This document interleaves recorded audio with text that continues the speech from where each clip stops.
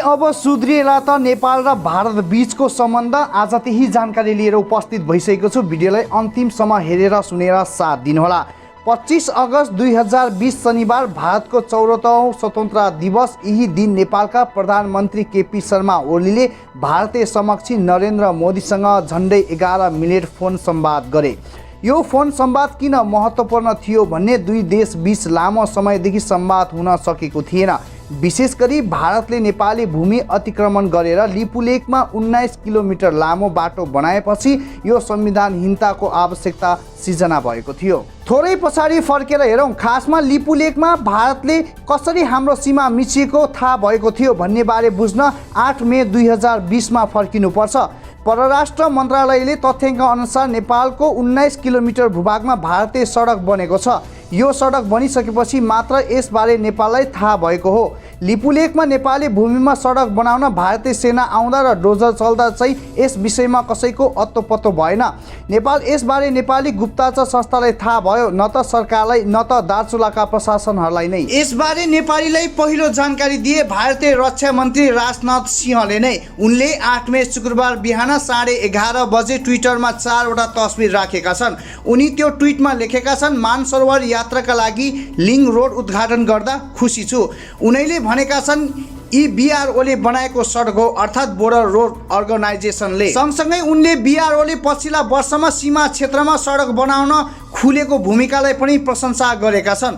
8 मे को दिउँसो भारतीय रक्षा मन्त्री सिंहको यो ट्विट नआएको भए सायदै नेपालले त्यहाँ बाटोमा भारतीय यात्री मानसरोवर पुग्न आफ्नो गाडी लिएर गुडेको थाहा पाउँथे।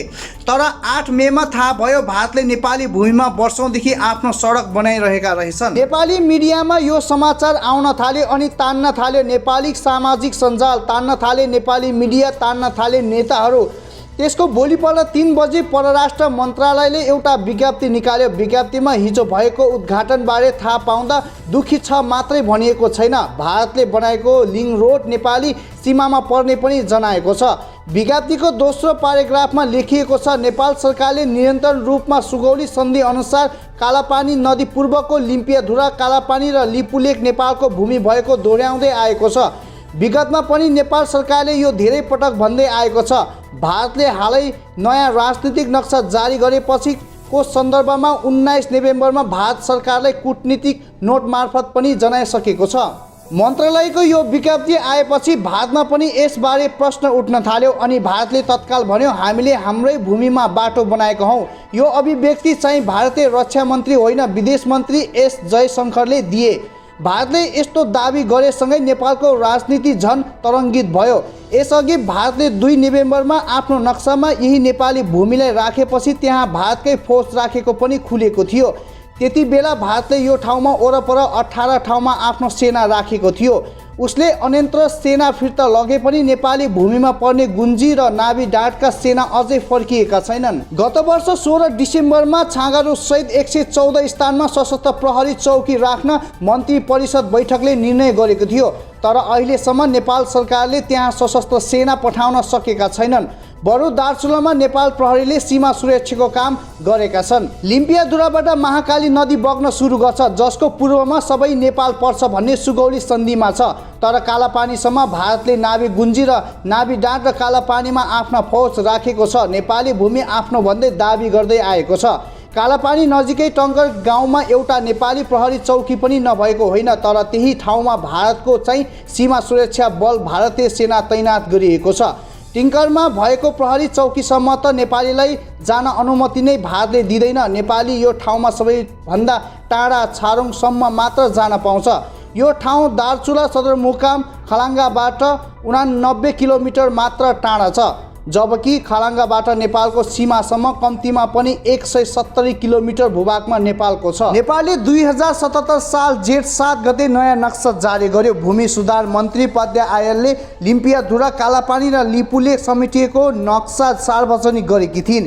त्यसपछि निशान छापमा भएको नक्सा परिवर्तनका लागि नेपालले संसद संविधान संशोधन पनि गर्यो। संविधान संशोधनका लागि बोलाएको संसद अधिवेशनमा प्रधानमन्त्री केपी शर्मा ओलीले भने हामी हाम्रो भूमि फिर्ता ल्याउनेछौँ, 1 इन्च पनि भूमि छाड्ने छैनौँ। त्यसपछि झन् तरङ्गित भयो भारत र नेपालको बीचको सम्बन्ध। भारत नेपाल बीचमा उच्च तहमा कुनै संसद हुन सकेको थिएन। नेपालको नयाँ नक्सा ल्याउन र संसदबाट संविधान संशोधन अनुमोदन गर्न प्रधानमन्त्री ओलीलाई सबैले साथ दिए। 28 जेठ 2077 मा नेपालको संसदले संविधान संशोधन विधेयक पारित भएको थियो। त्यसपछि नेपालले नयाँ नक्सा आधिकारिक रूपमा सबै ठाउँमा प्रयोग हुन थाल्यो। यता नेपालमा नयाँ नक्साले उत्साह ल्यायो भने उता भारतमा यसले हलचल ल्यायो अनि नेपाल र भारत बीचको सम्बन्ध थप चिसियो। अब भारतको 74औं स्वतन्त्र दिवसमा प्रधानमन्त्री ओली र भारतीय प्रधानमन्त्री नरेन्द्र मोदीसँग कुराकानी भएपछि भारत नेपाल सम्बन्ध पुरानै अवस्थामा फर्किने अनुमान गरिएको छ। यसअघि नेपाल सरकारले बारम्बार कूटनीतिक नोट पठाउँदा पनि भारतले कुनै चासो दिएको थिएन। तर अबको परिस्थिति कस्तो होला त? के अब नेपाल र भारत बीच सीमा विवादका विषयमा पनि संवाद होला? भारतले यसलाई कसरी लिइरहेको छ? नेपालका पूर्व राष्ट्र मन्त्री तथा परराष्ट्रविद डाक्टर भेषबहादुर थापा भन्छन्, लामो अवधिसम्म संवादविहीन अवस्थाको सिर्जना भयो। नेपालले वार्ता आरोहण गरेर कूटनीतिक प्रक्रियाबाट समस्या समाधान गर्न चाहेको थियो, तर त्यसको जवाफ नै नदिकन भारतले मौनता अपनाएपछि एक प्रकारले चिन्ताजनक अवस्थामा हामी प्रवेश गर्यौं। तर ज्यादै निकट सम्बन्ध भएका दुई छिमेकी देशहरूको बीचमा आवाजवाददेखि लिएर व्यापार बन्ददेखि लिएर सामाजिक सम्बन्धदेखि लिएर अन्य कुरामा अवरोध त थिएन। पहिले जुन प्रकारको नाकाबन्दी नै भएको इतिहासले गर्दाखेरि नेपालले वार्ताकै लागि आह्वान गरेर चुपचाप लागेर बस्यो। तर एउटा फरक किसिमको संवाद आयो। त्यो के भन्दा कोरोना भाइरस सकिएपछि वार्ता गरौँला भन्ने किसिमको सम्बोधन आएको, तर त्यसपछि संवादविहीन अवस्था हरायो। डाक्टर थापा, अब दुई प्रधानमन्त्री बीच टेलिफोन संवाद भएपछि परिपक्वताको बाटो जान अहिले गहिरो अभ्यास र राष्ट्रिय तहको हर्ता व्यक्त भएकाले यसलाई निरन्तरता दिनुपर्ने धारणा राख्छन्। एकातिर प्रधानमन्त्री ओली र भारतीय प्रधानमन्त्री नरेन्द्र मोदी बीच भएको टेलिफोन संवादले आशा जगाएको छ भने अर्कोतिर अझै पनि भारतले नेपालले राखेका विषयलाई गम्भीर भएर नलिएको चर्चा पनि भइरहेको हुन्छ। त्यसैले त भारतले नेपाल भारत प्रभुत्व समूहले बनाएको प्रतिवेदन अझै स्वीकार गरेका छैनन्। फेरि एकपटक हामीलाई नाकाबन्दी गरिसकेको भारतले यसपटक यो विवादलाई कसरी अगाडि बढाउँछ भन्ने हेर्न बाँकी नै छ। जे होस्, प्रधानमन्त्री तहमा भएको संवादलाई चाहिँ एकपटक सकारात्मक रूपमा लिन सकिन्छ।